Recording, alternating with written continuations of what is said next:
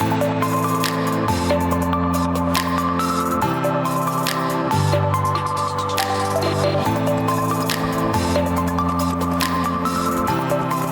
one good thing about being a multi-billionaire is that you have a lot of options. We're actually taking a look at a Wall Street Journal article here. Ooh, going highbrow today. Oh boy, and don't worry, I will never hit you with the New York Times. Oh well, it's but we're actually this is more a case of distribution of asset power, the way I look at it, and a centralization, and actually looking at ways how we could redo things that we're already doing to agree. And I think that in the case of this article and the new company, what's the name of the article there? The name of the article is here. It is. Boy. Jeff Bezos talks to raise $100 billion for AI manufacturing fund. And incidentally, just so you know, we did it this way without Will doing the lead-in, just to show that this is not an AI-generated show. And I'm still like reading. Show you got papers. I got paper still. I know that some people don't know. We are old. We need paper. So the story actually talks about creation of a $100 billion manufacturing fund, and this is going to buy up some loose change, pocket change. But I guess when I look at it, and it's just an investment-based article, which is probably why it somewhat falls into my bailiwick, is so now, and I look at it as the centralization of power as well, because as we talked in one of the other earlier segments about Meta bought Moltbook, which is an area that uses the AI agents to be able to discuss with each other. Here with Project Prometheus, Jeff Bezos, who's at the top of it, is looking to buy startups and things like that are going to actually start to look at design components, I would say is a better way to put it. Analyzing. We used to call these conglomerates. Yes, but using AI now to work as a team to be able to create things faster than you would have normally been able to do it. And I think we actually discussed way many episodes ago about how the creation of the COVID serum was enhanced by the calculations of AI, and then they decided that they were going to be able to sidestep a lot of the testing processes. We won't get into all of the methodology about that, or for that matter, the importance of whether or not you do it that way or not. But it is able to calculate and do things so fast that it's humans can't possibly compete. And I mean, this is going to be the future. This is just, as far as I'm concerned, this is just another employment or unemployment article, I should say. Well, that's what it's kind of like. It's kind of like this one should matter to the hard hat guys out there. And again, I'm not an anti-billionaire person. I'm a pro-capitalist person. But there was a time at the turn of the century, 1800s to 1900s, where some people got a little too big for their britches. And Teddy Roosevelt asked for a little meeting at the White House, and I can't remember if it was J.P. Morgan or who sent his associate because he was a little too busy at a dinner party that night. And then Teddy got a little bit like, nobody does that to the President of the United States. I think we saw a little bit of that in the inauguration when he had him sit behind him, by the way, which was, you'll never do that again. And then Teddy Roosevelt busted up them trusts. And said, we're going to have a little bit less monopoly here. And this is my fear on this. Look, capitalism works until it's a monopoly. I'm going to even go one step further. Because I'm a pro-capitalism guy, so I want to defend at all times. But when we get to the monopolies, and I'm dying to hear what you're going to say, because I know you're not far off where I am most of the time when it comes to capitalism, this is problematic. Well, I think it's the centralization of it. And admittedly, there were a series of breakthroughs that were done probably, we'll talk a few decades ago, where new technology came out, computerization, and then ultimately AI, which as far as like the mechanics of making it happen, I haven't got a clue.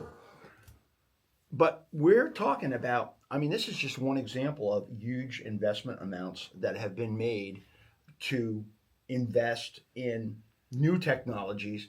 And in the case of like with Meta with Moltbook, or in this case here with Project Prometheus, which is now basically initial offering, I believe. Um, all of that technology, which would be more than any country would have ever had even 20 years ago, is sitting in a private entity, and the ability to play with, release, or develop done outside the framework of regulation. And we just recently had a new AI law that was just signed a couple days ago, which actually tends to less regulation, to allow us to have an edge in the marketplace, which is a real double-edged sword. And when we look at us, who's us when we're talking about private entrepreneurs who are dropping $100 billion to be able to have control over development, because now they're able to use AI, which gives them a tremendous leg up in terms of the calculating capability. And again, I think this is where the republic is really has to look at itself. And I think this is why we have a republic. And I know people are going to be like, we're in a democracy. No, we're not. We're in a republic. Don't want a democracy is called communism. Don't fall for that trap.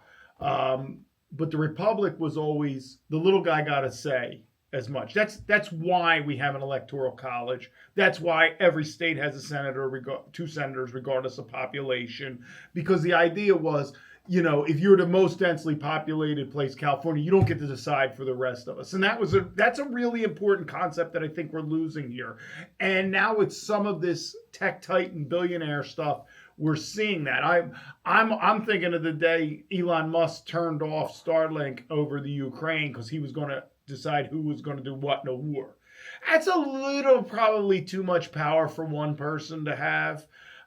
This is why we have governments and why we have elections, and we're getting to a very kind of scary point. The irony for me is that they call this Prometheus. Do they know who that was? That was the Greek god who gave humans fire, and Zeus is like, now you don't give away, you don't make the decision. So he had basically an eagle peck his liver for all eternity after that. Who's Prometheus and who's... That wasn't from drinking? No, ultimately, but who's Prometheus and who's the eagle in this scenario? Well, it's amazing how many subtle things there are, in our world. Little clues that there are there, and without going, getting the tin hat out. This is again, and I think I'm gonna say it's even more disturbing than the great cartels that we had in the turn of the 20th century, the robber barons, I believe they were pretty much termed as, and in fact they actually used yellow journalism, which another. And then we're here again. It's a lot more sophisticated. It's a lot more sophisticated, but so now with AI's capabilities, they are able not just to have a leg up in terms of controlling the means to where we can. Like you're talking, here's Amazon, which is probably an innovator for sure, but they control a lot of markets, what they purchase, how they purchase, how they deliver. How they push in front of you what you want to buy, what you want, and how they turn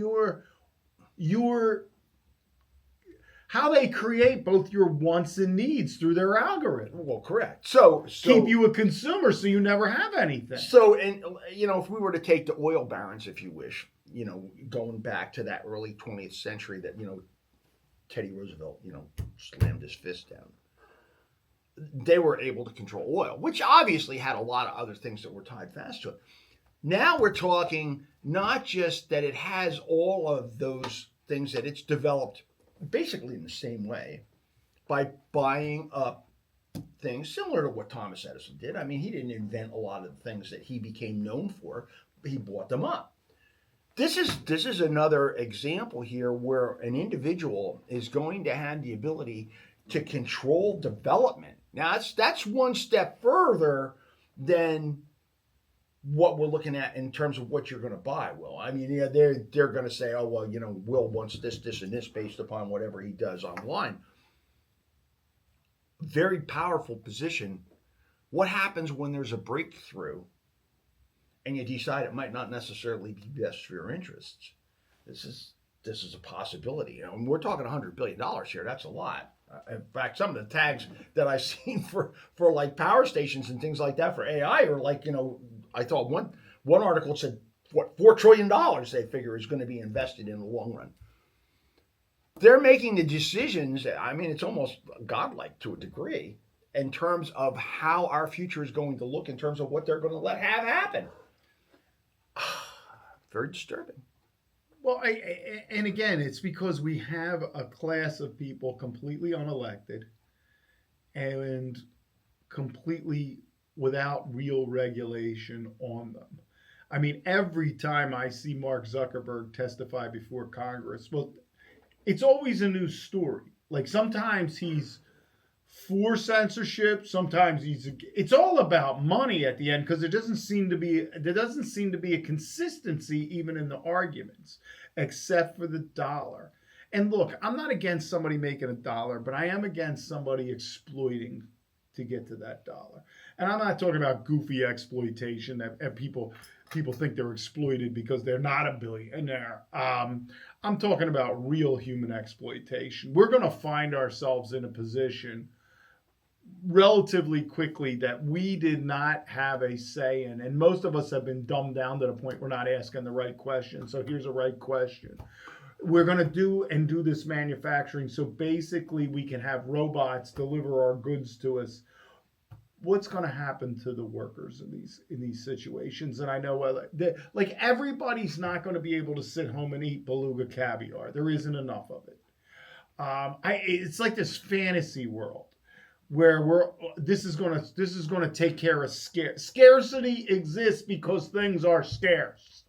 You are not solving that problem with robots. So, what happens to the humans in the end in this? Well, it's going to be a battle for natural resources at the end of the day. But again, so when you start to end up with pervasive organizations like this that are, which is why I buy water stocks, by the way. That's a good idea.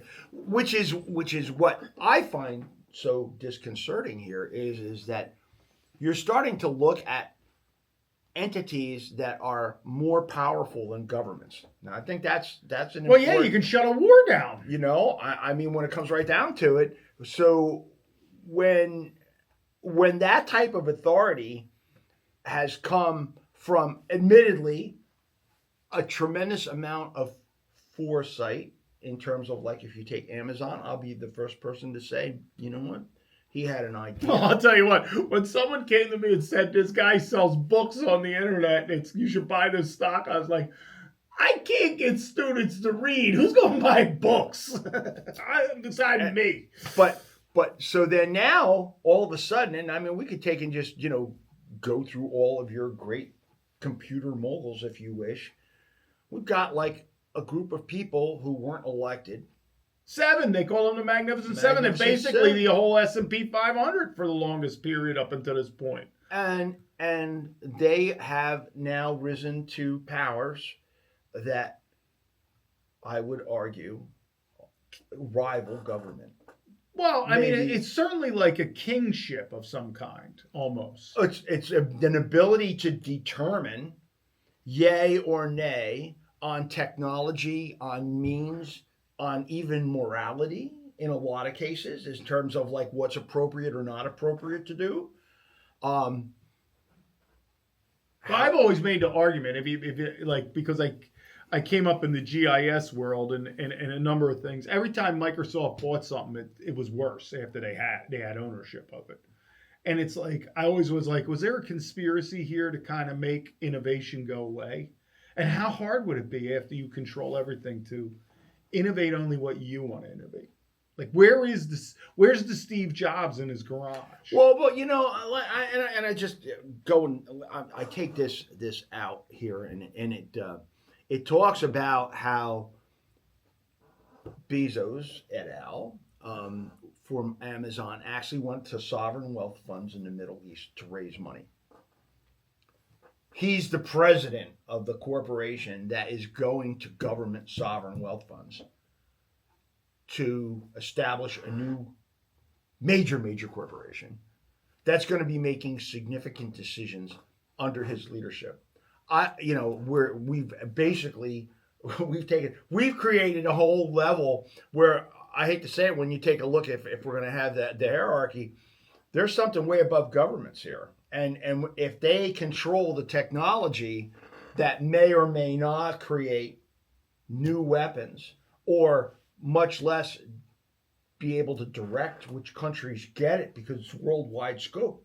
So, I mean, if we're talking that the Middle East sovereign funds are going to be investing in this $100 billion entity, do they have a leg up in terms of what comes out? Well, what happens with national security and such with this? Because you're not, the president of the United States cannot go out and just make treaties with anybody that they want. There was a congressional point. There's advisors. There's national security interests. There's like, our government does not go out. I mean, I know the media likes to present this as if like one person, but you really don't do. It doesn't happen that way in reality. There are so many people involved in a major decision like that, and you're getting input from so many different actors.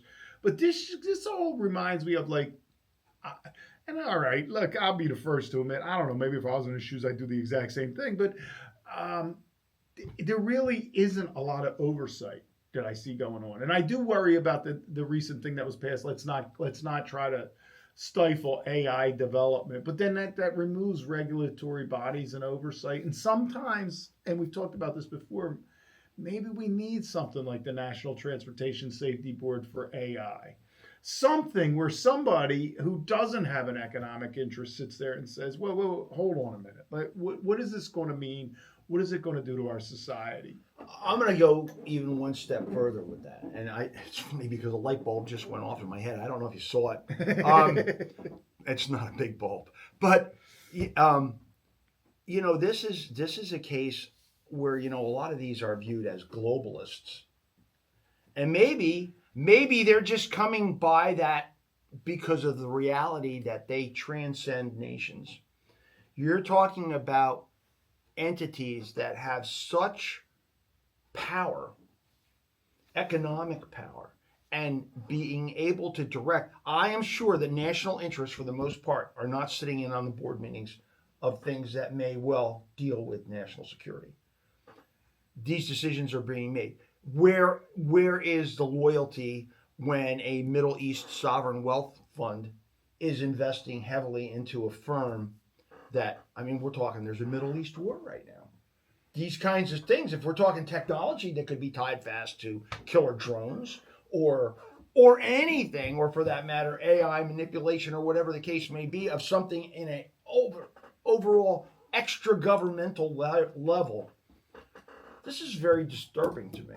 And the more I think about it, I am bothered by this one. And it's not coming out of a liberal news, but the Wall Street Journal I consider it a conservative read. Well, but it's not Breitbart, but it's a conservative read. It is a investor's guide. And does this stand to be a good investment? And I don't give investment advice.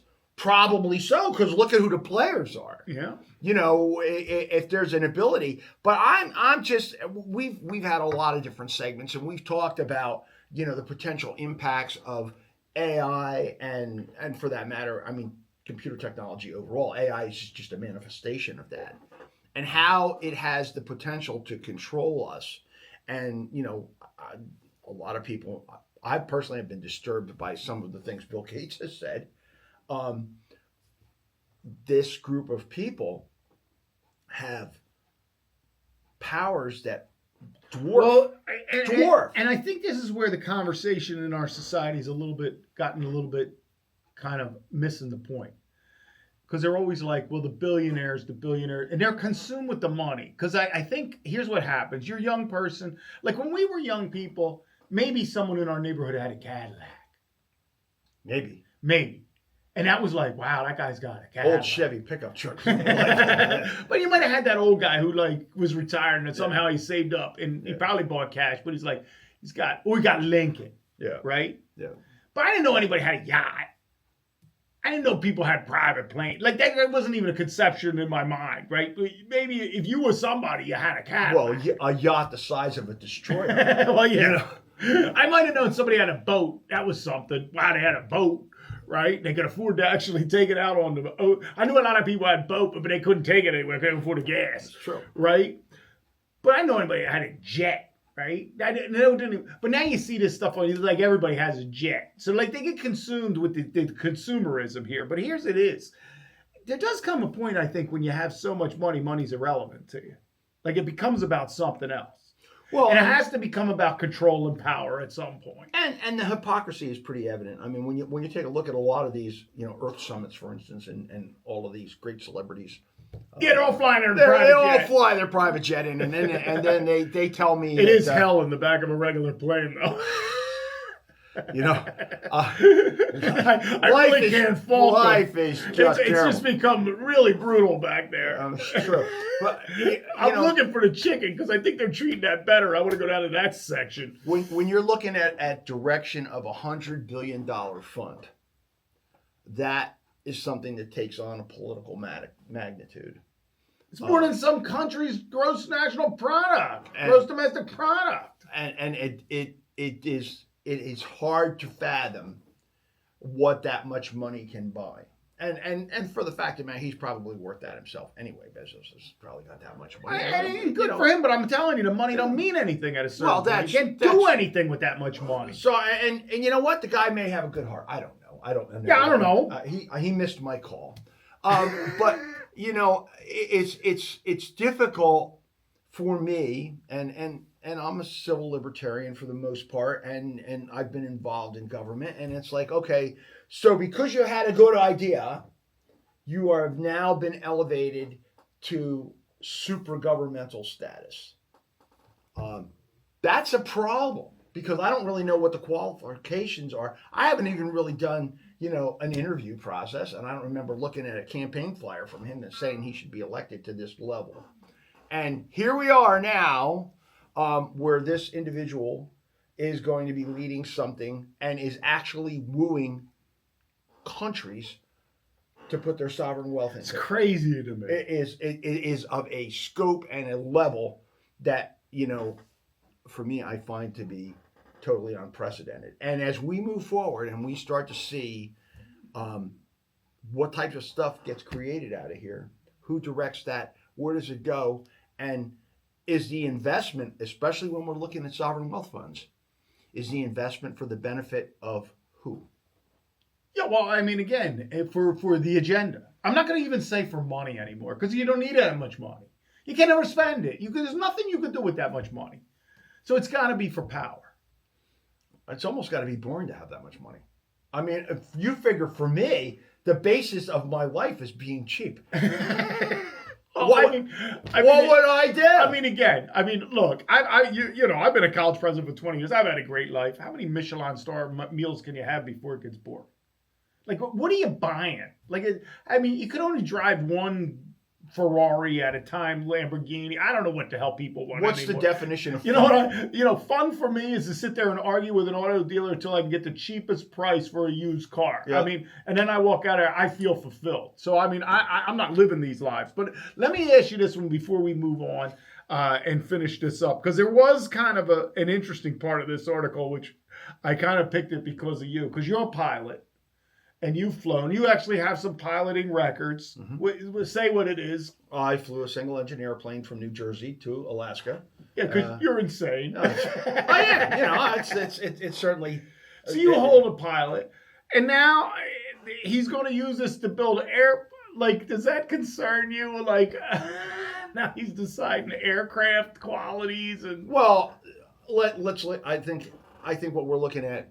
In fact, this is actually a good segue. I did a good job here, Will, because, we've talked about AI is certainly at this point right now is a regurgitating process because it's reactive.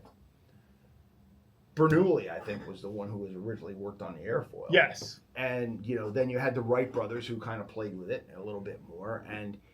But can AI develop something on its own or only improve on what was already developed by a human? Well, that's an interesting question. Is it something that is only going to be an ability to do more with? And I think this goes back to something that you had said a long time ago in terms of like where is human invention goes. And if we take all of that away, just where exactly are we going? This actually, in one way, it's going to make it the easiest, maybe moving forward, but it may actually be the end of human invention. Not the end of improvement of human invention, but where does the new idea come from? So the original line, we have, I hear where you're going. Do we know that AI can conceptualize something completely from the abyss? That's the point. I mean, it's a great improver. I'll be the first one to sit here and say, boy, it can take an idea and massage it and improve it and increase the efficiency and the speed. But if airplanes hadn't been created, would it have actually had the ability to sit there and look and say, wow, that low air pressure area that's on the top of the wing can lift this up? Could it do that? And are we actually setting ourselves up to where maybe we're going to get into there won't really be anything innovative moving forward, just improvements of old ideas? Wow. And if you can't, and you can only improve it so far without that unthought thought. Where's the? Or maybe it needs us in the end. I mean, maybe that's it. Maybe it'll need the Tesla. Well, and we talked about not the company, but the man. Right. We talked about the Leonardo da Vinci, the Bernoulli, the Newton, the Einstein. It develops. AI now generates its own code. We know this. But we wrote the code. And the basis of that code has been from the original inventors or the designers, if you will. And even in the discussions that I have with the chat, that is, and I talk about the designers come up frequently. The designers weren't AI, the designers were humans. The modeling is based on humans. Now, we may actually become obsolete, so to speak, because the machines may actually be able to outdo what we did at this point. But what about the inventive ways, the truly inventive things that we were able to determine by ourselves? Can AI generating its own code do anything that's not based upon its prior experience?